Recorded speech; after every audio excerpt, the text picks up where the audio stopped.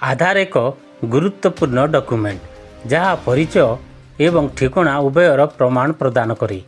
यह bank, passport, सरकारी योजन सब्सिडी किंबा केवाईसी परी अनेक सेवारे व्यवहृत हुए।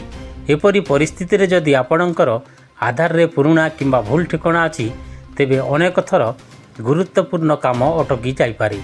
तेणु UIDAI परामर्श दिए जे प्रति 10 वर्ष रे आधार विवरणी अपडेट करने आवश्यक।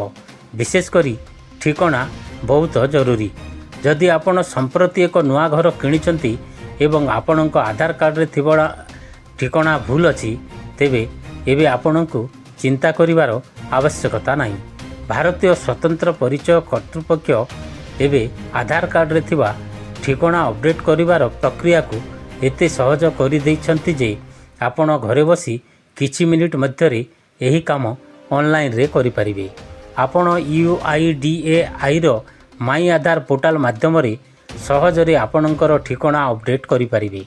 एथिपाई प्रथमे आपणको आधार सहित लिंक होइतिबा एक मोबाइल नंबर एवं ठिकाना प्रमाणपत्र आवश्यक हेबो। आधार रे ठिकाना अपडेट करिबा पई प्रथमे आपणको माई आधार रो ऑफिशियल वेबसाइट को जाई यहाँ परे आपणको आधार नंबर, कैप्चा कोड एवं OTP सहित लॉगिन करने को पड़िबो।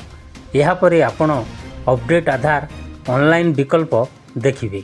सेतिरे क्लिक करी एबे आपण एतिरे ठिकाना ऑप्शन चयन करी आग को बढ़ंतु।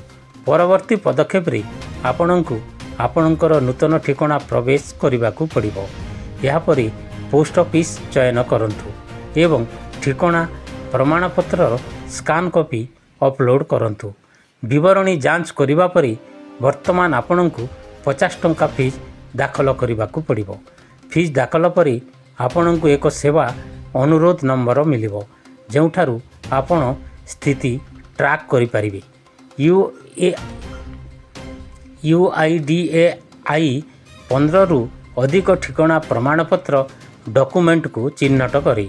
एतिरे passport, bank statement, ration card, voter परिचय पत्र, गैस, विद्युत एवं पानी बिल अंतर्भुक्त जहाँ 3 मास पुराना हेबा उचित नुहे। बीमा पॉलिसी, संपत्ति टिकस रसीद एवं लीज डीड मध्य आवश्यक करिपारी।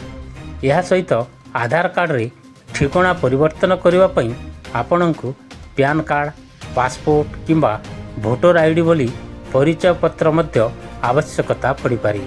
ठिकाना अपडेट हवा परी नूतन आधार किपरि डाउनलोड करिवे। आधार कार्ड रे ठिकाना अपडेट हवा परी याकू डाउनलोड करबा पई UIDAI वेबसाइट रे डाउनलोड आधार उपरे क्लिक करी यहाँ परे आपणको आधार नंबर, कैप्चा कोड एवं OTP प्रवेश करने को पड़िबो। एबे आपण वेरीफाई एंड डाउनलोड विकल्प को देखिए। आपण को यह उपरे क्लिक करने को पड़िबो। यहाँ परे आपण PDF डाउनलोड विकल्प देखिए जहाँ माध्यम आपण आधार कार्ड रो PDF डाउनलोड करि परिबे। ठिकाना प्रमाण बिना ठिकाना अपडेट करा जाई परिबो नाही। UIDAI नीति अनुसार आधार कार्ड रे ठिकाना परिवर्तन करबा पई एक वैध ठिकाना प्रमाणपत्र बाध्यतामूलक अटे। एथिपाई आपण ऑनलाइन प्रक्रिया अनुसरण करी किंबा ऑफलाइन माध्यम रे करि परिबे। एही सहज प्रक्रिया सहित आधार रे ठिकाना अपडेट करबा आउ पूर्व परी कष्टकर नुहे। UIDAI रो डिजिटल सुविधा याकू द्रुत, सहज एवं सुलभ करिछि। एपरी परिस्थिति रे जदि आपण ए पर्यंत आपणकर ठिकाना अपडेट करि नाहंती किंबा आपणक डॉक्यूमेंट रे ठिकाना भूल किंबा भिन्न तेबे आपण घरे बसी मध्य याकू संशोधन करि परिबे। एमिति गुरुत्वपूर्ण खबर जानिबा पई आम चैनल को लाइक और सब्सक्राइब करि नियंतु।